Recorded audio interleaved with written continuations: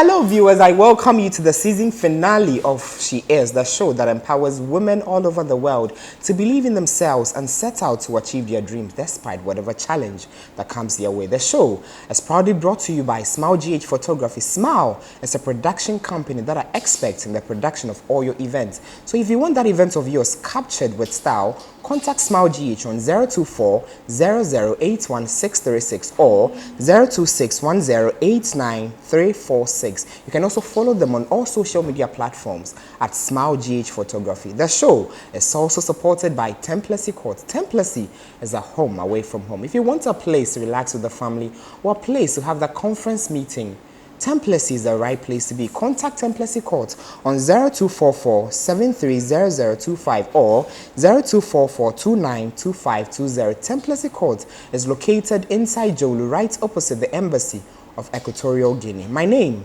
is Richmond Oponfrimpong. After the break, you get to meet our guests.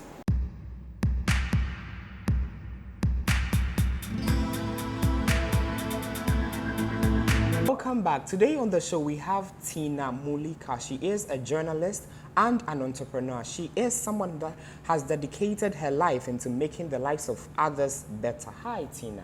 Hi, so. How are you? I'm doing. Did I say some? Richmond. Okay, welcome to the show. Thank you. You're actually our last guest on the show for the season. Yes. I'm blessed anyway. Wow. Okay, tell us about Tina Muulikaa. Who is she? Well, Tina is a young lady. I would still call myself a young lady. Yeah. Who is passionate about seeing other people win. And to do this, sometimes I even have to go out of my way just to see the lives of others better. Yeah. Wow, wow. Tina, tell us about growing up. Where did you grow up? I grew up in a very small town called Redeem. Years ago, that place would have qualified to be called a village, but now it's a town. Yeah. Well, I grew up there till I completed senior high school. Okay. And then university brought me to Accra. So, okay, I've lived all my life in the rural area. Okay, so what did you study at the university and what university did you attend? I've been to 3 universities. Whoa. Why? Because maybe I should start I wanted to do journalism. Okay. And the time I'd applied, I think GIJ was almost done with admission. So okay. Somebody told me there was a school called AIGC, now AUCC. Oh, okay. So they were offering just diploma then. Okay. And I joined. So I did my communication studies diploma, and afterwards I worked for a while. I almost even left the journalism field because when I was doing my national service, the first one, I was moved to the marketing department. Okay. So this whole business thing. So you stopped writing? Yeah, so I stopped writing and I was like focusing on business. Because growing up, I love business somehow. So yeah. I decided to go back to school, that is Central University, and I had business administration, management option. I tried doing business, but it wasn't working. So I knew, no, I have to go back to the field where I belong. So, passion. Yeah, to do that, I went back to do my master's in GIJ, where I did DEFCOM, Development Communication, and that's where. Wow. Tina now, reports. growing up, have you always wanted to be a journalist? And what inspired what you wanted to become? Apparently, growing up, I wanted to become a Reverend Sister. Yes. What did you say? Yes. I wanted to become a nun. Why? I grew up as a church girl, very strict Christian home. And my father, while I was growing up, he kept it at the back of my mind. You need to be a sister, you need to be a sister. Growing up, that was my mind. But after secondary school, I was like, I don't really think I really want to do this again. And it was a huge disappointment to my family, especially my dad, because everybody within the community, because it was a small community, knew, oh, Mr. John's daughter is going to be a sister, and then a 10 like that. But because I used to also go to the convent too, I had a very good relationship with the Reverend Sister. So one of them advised me that if I really feel this is not what I will be doing, or I should just leave. I'm like, fine, then yeah, I'll leave. Now, is Daddy proud of you, what you're doing? Yeah, he is. He is. Initially, he was like, why don't you even get, this bank jobs? People like that kind of profession. You need to be a lawyer, sit in your office, let's know. Yeah.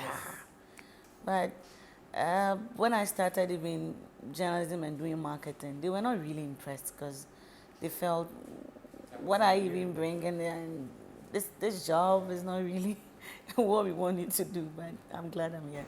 Now let's talk about Tina Reports. When did Tina Reports come in? When did you start it? I started Tina Report somewhere last year.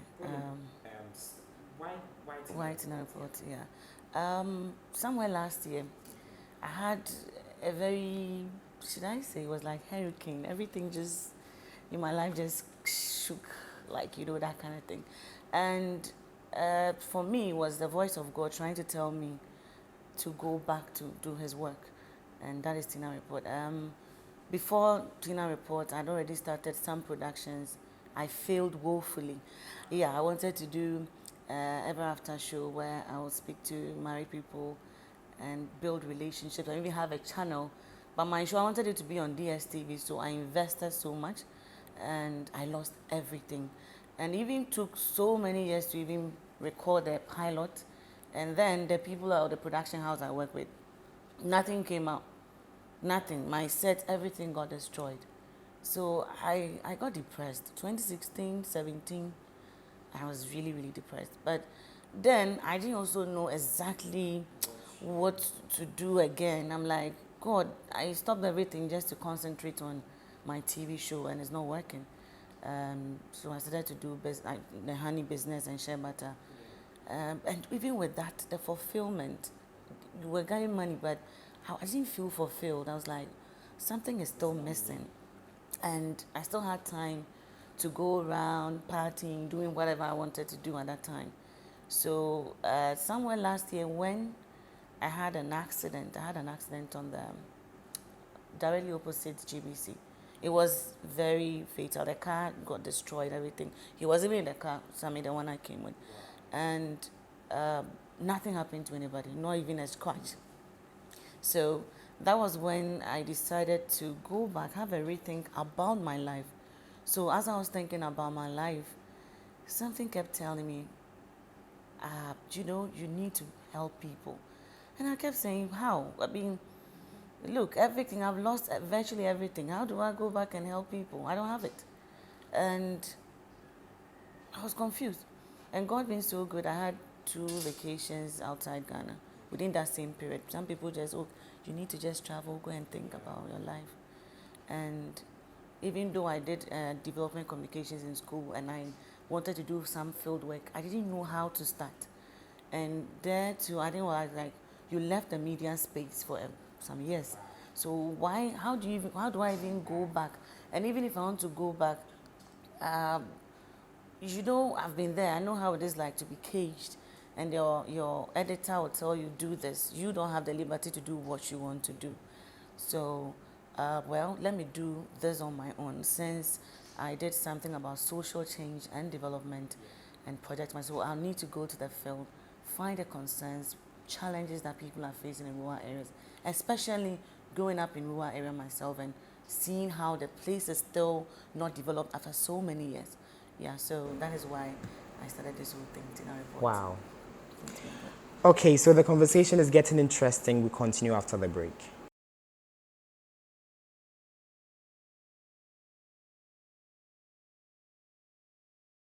Welcome back. You're still watching She Is, and our guest is Tina Muulikaa. She is a journalist and an entrepreneur.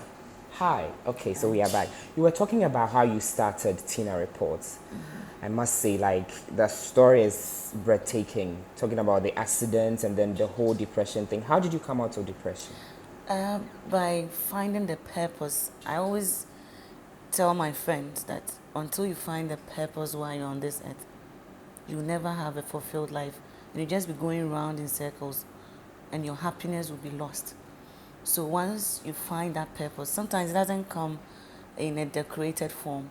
So knowing that I need to go to people to help them, sometimes even talking to them, I realize, wow, I am blessed to even be here.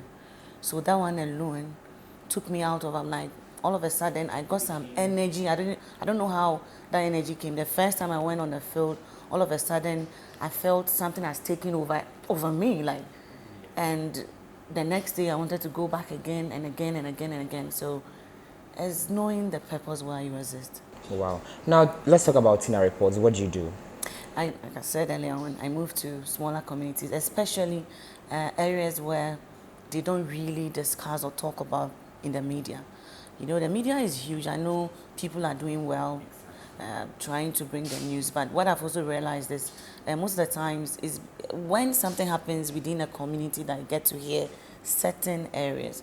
Where I grew up, for instance, I never heard or saw as So a any news, media person come yeah, there to come there report. to Yeah. report. But now, you know, now that I am a journalist coming from that side, and then why don't I also be in the shoes of other communities that Exactly. are also being kind of Deprived. forgotten? Yeah. They are not talking about them. If you get to hear about them, somebody has killed somebody or there's a route or anything.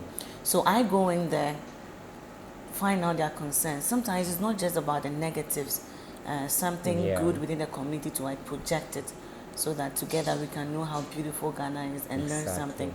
So Tina Exactly. reports we learn every day. You do a whole lot. Now let's talk about funding. How do you fund your projects? I find it myself. It's not been easy, trust me. My first project, the one I said I was recording a TV show, I remember I got people to support me with money, and I failed. Do you know the embarrassment, everything? People gave up on me later on because you said you wanted to do this. We've invested in you. Nothing came out. The shame, everything. I mean, so starting Tina reports and knowing that, okay, this is what you have to do. I told myself I am not going to ask anybody to help. And God says He's going to help me. And as time goes on, if the show gets better, fund investors will come them. They'll find their way to me. So I didn't go to anybody because even discussing this with somebody, they may even kill your dream. It doesn't really sound, or Tina reports, you're going to villages. To someone, it means, why do you want to do this? And I didn't want to hear any negative thing about what I wanted to do. So I kept everything cool until I executed. And then people once in a while, oh, Tina, take this to support. Yeah, take this to support. Take this to support. Basically, yeah, so that's me. The media, the same media that you saw a problem that they were not really going inside there to bring out, report these stories. How has, since they know you have started, how has the media helped you in pushing your agenda? To be honest with you, not to say some, of course, some of the media they are doing. Everybody is doing what their space is big. So, yeah, I am just taking another side that I feel it's been left out. Even though they still do rural reports, but I feel the attention is not there. Like yeah, so I'll commend everybody. But starting with this whole thing, I would say. I didn't really, I was surprised. You know, I have friends in the media background, lots of Exactly. them. But the kind of support That is coming. that it didn't come, seriously. But I wasn't deterred because Of course, yeah. I believe I shouldn't put my destiny in the hands of individuals. If they would support me, they will support me. Some will even see your post, they would not share or like it. But it's normal. If you check my friends on Facebook, almost half of I don't initially I didn't used to just accept. It's either I know you one on one, and most of the people that are my media friends. I've worked in TV3, Joy FM, TV Africa Marketing, EBN, Choice FM. So just and doing part-time with youth Peace FM. So definitely I know people within the media circle, but the support, even in terms of even sharing your content, is very low. But I don't have any problem with that. Exactly. I believe maybe when it's right, maybe I am not there Well, yet. When I'm yes, there, but probably no, they you will are come and doing. support. Now let's talk about. We spoke about depression and all that. Now I want you to advise young girls who are sitting down and waiting for the support of friends before they execute a plan. Well, if you sit and wait for your friends to support you, trust me, I'll tell you, number one, you don't have a purpose in this life because your friends will never always be there for you. Even your family, trust me, sometimes they disappoint you. So why would you put your faith? Even the Bible says, put your trust in God. And the beginning of, the fear of God is the beginning of wisdom. So if you know all these things that the Bible said and you go by it, trust me, the least of your problems will be friends supporting you, because trust me, most friends will sit and watch. Most of them probably are waiting for you. Oh, can you do it? Are you sure you do it? Some actually know you can't do it. Yeah, and they'll even turn you down. Exactly. So your dreams, everything, until they are on, in fact, you are on, you are doing it, don't even discuss, trust me, because it's not all your friends that will be happy or push you. And when they don't push you when you start, don't get disappointed. Trust me, there's strangers, a few strangers that would encourage and even applaud you. That one alone, even as one person, is better than to have fake people around you pretending to love and support you. You know, that kind of support where they will pretend they are supporting, but they are not supporting. Yes. If you are not careful and it you kills your see energy. that, you see that, you may even think they are supporting, but inwardly they are not supporting. So just take that thing off your mind. If they support, fine. If Yeah, they if don't, they don't, you that's just okay. go. Now let's watch this video of Tina Report and then we'll discuss it later. He is actually the name of a person, and Epe is the house. So at his home, he's there with his family, and this is the only route that leads to his house.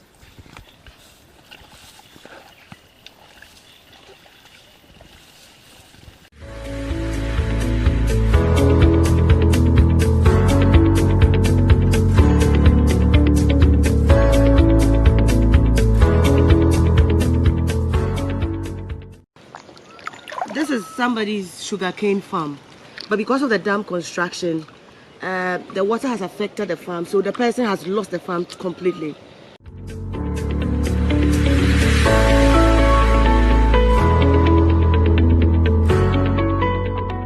Spot the dam at the far end. I don't know if you can see it from here. And you don't worry. I'm still on my way to Atipa.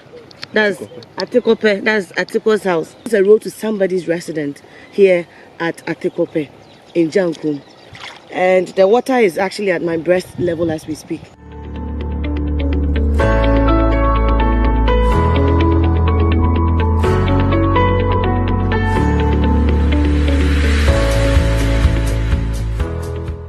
Yesterday we called the ECG people to come because we fear of the water being electrocuted.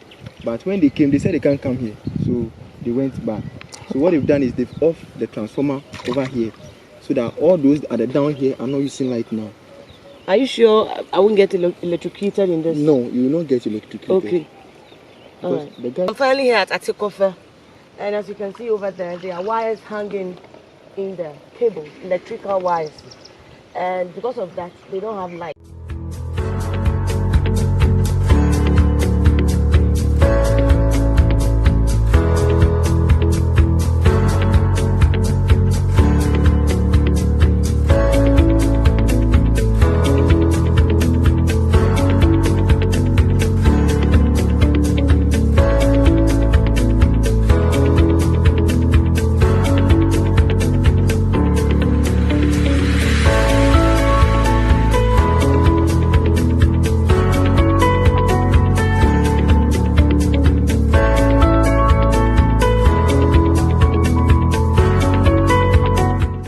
Now, I'm sure you saw that video, right? Look at this beautiful lady over here, and then she walking in that.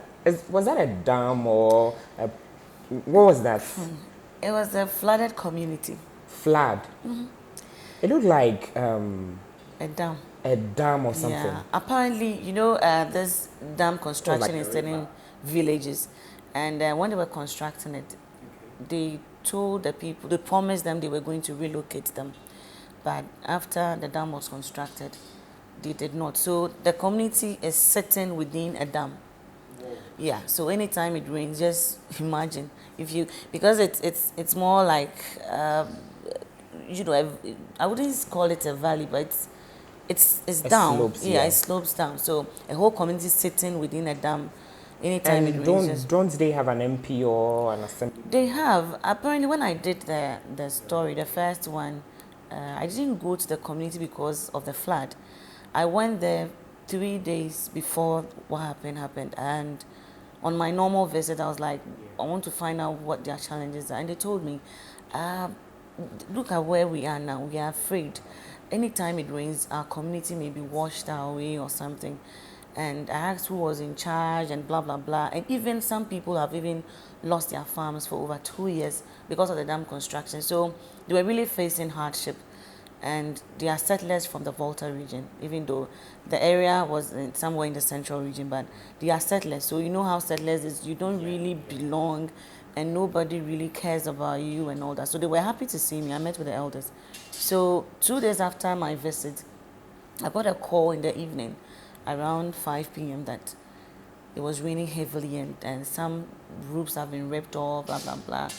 And it was getting late. And, leaving Accra to that place would be. So I told them I'll come there early in the morning. So early in the morning, I called my camera guy. We just went, and then when we got there, trust me, I didn't know I was going to walk in any water or river or whatever it was. You just thought it's one of those Yeah, I things just thought one of those until reports. So you- I just got up and went. And when I got there, I was like, huh? So is this the same place I visited a few days? He said, yes.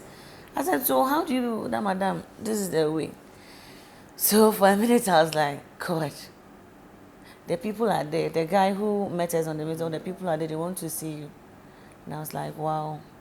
You see, I've been there. They trust that I can help them. So why don't I go see them? So my camera guy said, can you do this? He said, yes, let's do it. So at some point, even you have to even carry the camera because the water was even... Yes, I was watching it, like, wow. Yeah, but and when we got there, they were very happy. At least just seeing me come there, they felt, okay, somebody cares about them. Yeah, and when after my tour, I went to, those communities too, is splitted. One house is here, one is there. I had to walk through everywhere, visit them, then encourage them as well. So on my way back, around like say 3 p.m., when after like 4 or 5 hours tour within the community, I now saw Nadmo. And then when they came, they said they have to go and bring canoes. They were even having life jacket, but they didn't enter. They didn't enter the water. So I gave them the footages and gave them the situation, the report. So they, based on what I gave them, that is how they contributed, got them food. But they didn't still go. They told them to carry their stuff to one school that is on a dry land. And then they will come and and they come and give them food. And they did.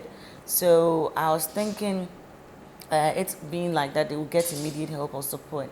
But because Tina Report is on YouTube and it's not, I don't really have the voice. So the story was there, but I don't think something was really done about it. The key people got to see it. And I shared. I shared to almost everybody, even my media friends. Yes, I did. But no, but at some point, I wanted help. I told them, hey, this is a problem here. But I called a few people and nobody really wanted to. So I had to just always call them, okay, how far? And I took a contact there. So I was always ensuring that at least their food and everything was sorted. And we got into dry season, so they were cool. And this year again, just last month or 2 months ago, the same thing happened. And now, I tagged Nanado on, what's the name, Facebook, did I say Facebook? Instagram, Twitter, everywhere, and other people. But even with that slide, I didn't get a response. You know this thing, unless you are probably like the big brand in Ghana, you don't really get certain, even if you have something good. That is one thing I've realized about Ghana. No matter what is in you, doing well, you don't get the they don't support care unless you are connected to them directly. Yeah, if you're not connected, forget about it.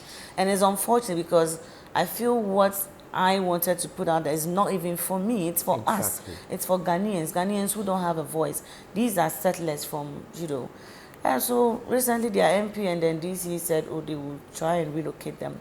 We are still on it. It's been back and forth, and even trying to be a little bit political because they feel what is in for me. I mean, with the politicians, yeah.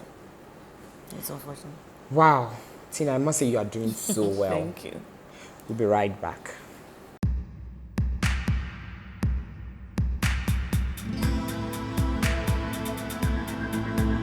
Welcome back. You're still watching She Is, and today we are with Tina Muulikaa. Tina, how do you feel getting to, know their stories and then helping them? When I get to know the stories, of course, most of them are very touching. And it's always a dream to see a very quick response to their challenges. But unfortunately, finding solutions for them has been very, very, very tough. And I think about it sometimes. I even cry because I feel I'm disappointed in people, because when I go, they also have time. They take me through the community. They trust that I have the voice. Yes. They believe so much in me, so they take their time, narrate everything, and then you come back, put the stories, chase their MPs or people involved, and they keep giving you excuses upon excuses. And the people in the community calls almost every time, Madam, we understand you are trying for us, but please you try harder. So it's not been easy, but in my own small way, as I'm celebrating tonight, important one, I'm going back to some communities myself with whatever resources I raised to help them. So I started last month. I went to the witches camp and that. Yeah. Because I was there last year and I saw what they were going through. Hunger, their health, everything was terrible. I reported this, trying to even get help, and people were like, why do you want to go and give food to witches? Why don't they fly? With some nasty comments, but I didn't let that deter me. And people also said, okay, if it's a different place, we'll give you food. But if it's the witches camp, I'm not going to help you. And it didn't still stop me. Exactly. The little people or few people that supported or helped me, I added my own resources. And then I went to do them, and give them food, clothing, and some first aid items and all that. They even said they need a buboya because when they are sick, yeah, wow, walk for miles, and it's not cool at all. But my next project, I'm looking at, constructing at least two boreholes in some communities. One community that really touches my heart is the village of first president, Dr. Muulikaa. He was originally given birth to him. He was originally given birth at Nkofum Passer. Yeah. Before they moved to the Nkofum township, it's a small village around Lembele. So even that place, the road leading to that, you can't even access with any vehicle. You have to go with them on a motorbike. They've not even constructed. Like you need to see, it's like a farm, the road to the farm. Yeah. Wow. Hilly and all that with rocks, and you can't even move there.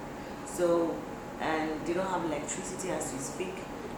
They don't have access to potable water. School is in bad state. And even with that, I understand it's Kwame Nkrumah's cousin or uncle, one of the uncles that constructed a 6 classroom block for them. So it's up to class 6. So if you want to continue, you have to go and go to another town or something. It's hard looking at the whole. And I even paid a visit to the original place that Kwame Nkrumah was doing, the mud house that is now collapsed because of the water. Yeah. In the river. It took over half of the community, so they had to move out. So seeing all these things, I'm like, it hurts that someone who actually laid down his life for our country. Exactly. And looking back now, are we proud of ourselves as a country? His place of death. Forget about Nkofo.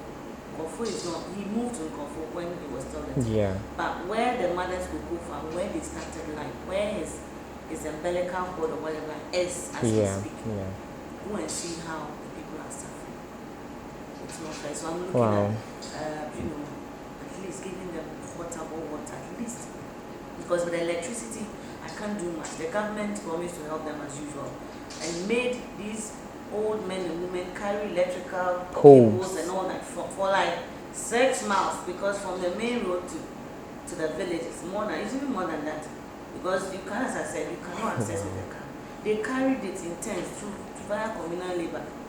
And as we speak, when you go, you see all the electrical cables still in there. Somebody's room. Yeah, they still don't have light. All they just need is electricians or whatever it is to just connect it into the poles they've erected. But understand, change of government affected, blah blah blah, and it's crazy. It's crazy. Wow.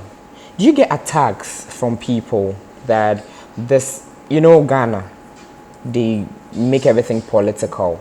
Do you get attacks from people? Not necessarily, but sometimes people feel, why are you always talking about bad side as if we are not doing good in the community? I'm like, I didn't say nobody was doing good. If I go and then I report on both sides, like exactly. If I go to a school and then they have constructed a classroom for them. You say it. I'll say it.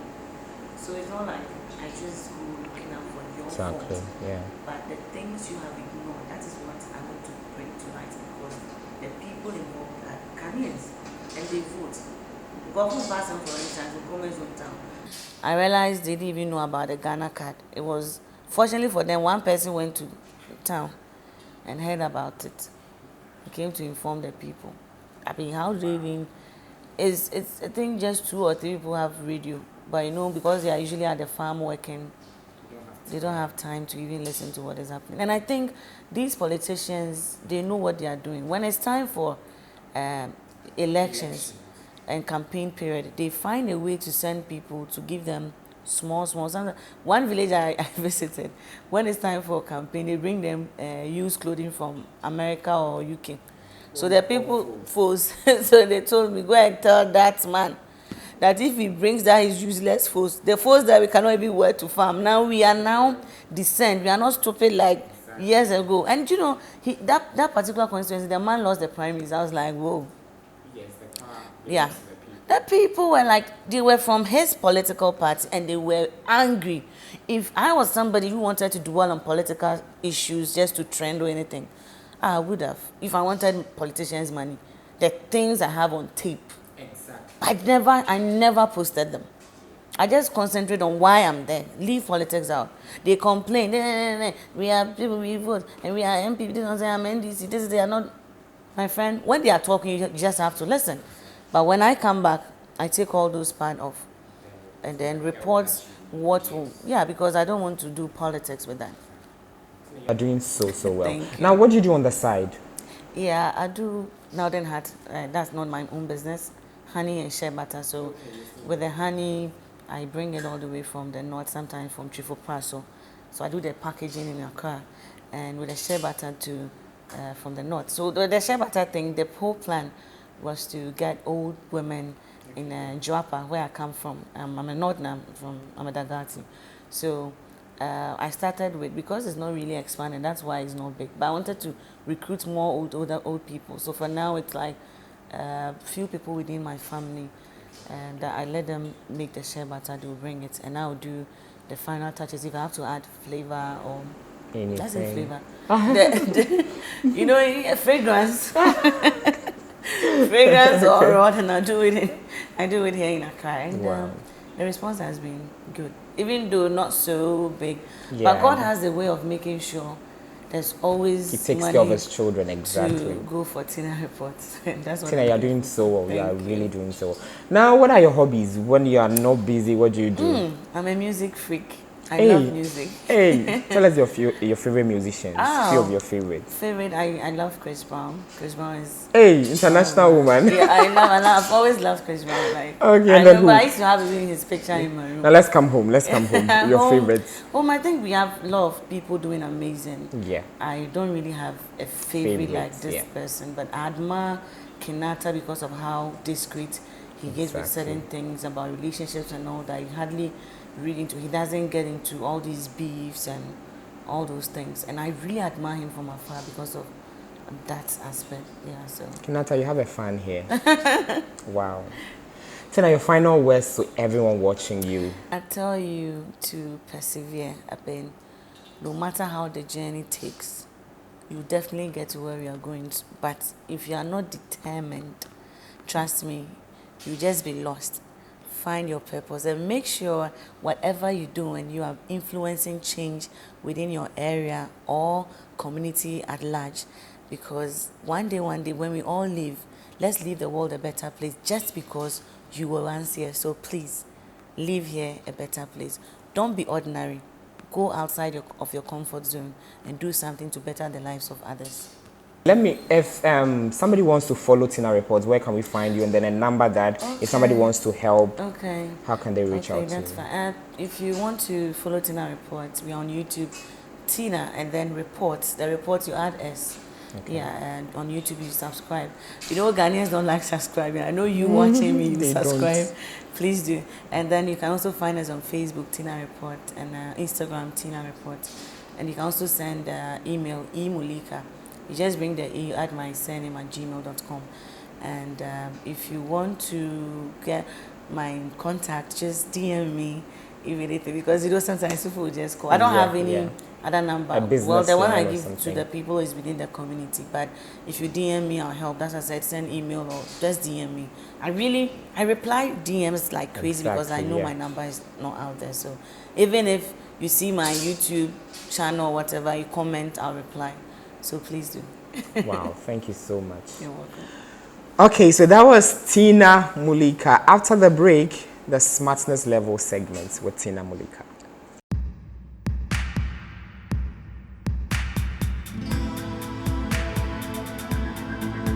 Welcome back. Today on the smartness level segment with Tina Muulikaa. Tina, on this segment, you get to answer 3 questions.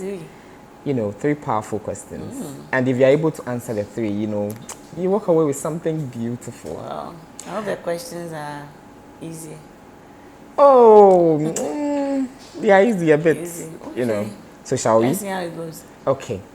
So your first question. You wake up one morning, and then in front of your bed, your cock has laid 4 eggs. And then as soon as you go out, you find extra 4 eggs in your kitchen. How many cocks has your cock? How many eggs do you have from your cock? None, because cocks they don't produce eggs. It's hen. Tina, you are smart. Okay, your second question. Question. What can be broken but not held? Broken but not held. You can still do egg. Pardon? Broken but not held. Yeah. Your heart. Final answer. Broken. Trust. Final answer. Trust can be broken. Trust, heart, is it all correct? Tina, you are smart. Somebody told you my questions before coming. No. Trust is. You are good. You are smart. Trust, right? Yeah, that's correct. Okay, so your final question. I'm trying to look for. Tina. Okay. How many animals did Moses take into the ark? That one, I have no idea. Pardon? He said he brought 2 of everything. So Moses took two of each animal yeah. into the ark. So the final answer? How can I count 2 of every animal on this Okay, planet? so It's 2 of everything. okay, so it wasn't Moses. It was Noah. Gosh. So I got you there. Why are you confused? Why confused? You got me. God. Okay, Tina, thank you so much. It's been amazing having you. And I must say, I should have replaced it with your name. Tina, you're doing so well. Thank you. Say that continue doing what you are doing, because you don't know, you are helping somebody out there, and then one day it would come back to you. The help that you are putting out there right now will come back to you in 1,000 folds in the future. Amen. God bless you. God bless but when you you come on the show, we do not leave you to go just like that. We have something beautiful for you, and you help me unwrap it. Okay, so Tina, this is for you. This is you. Wow. So, I hope I was just surprised. It's huge. Yeah, this is you. Wow. So this reads, She is so appreciates you. Thank you for being an inspiration, Tina Muulikaa. Thank you so much. You're welcome. I love the work. It's quality. That's it's not for like you. the normal. Yes. Very different. You only get that on She Is Show. Oh, I love this. Yeah, glad you do. I think Tina Reports Office will hang this. Yeah, we'll come and inspect it. That's nice. Thank you. On that note, this is how we are going to be ending this season of She Is Show, the show that empowers women all over the world to believe in themselves and set out to achieve their dreams despite whatever challenge that comes their way. The show is supported by Templessy Court. Templessy is a home away from home. If you want a place to relax with the family, Templessy is the right place to be. So contact Templessy Court on 0244-730025 or 0244-292520. Templessy Court is located inside Joel, right opposite the Embassy of Equatorial Guinea. The show is also sponsored by Smile GH Photography. Smile GH is an event company that are experts in the production of all your events. So if you want that event of yours captured with style, contact Smile GH on 024-0081-636 or 026-10-89346. Follow them on social media at Smile GH Photography. My name is Richmond Oponfrimpong. See you in season 2.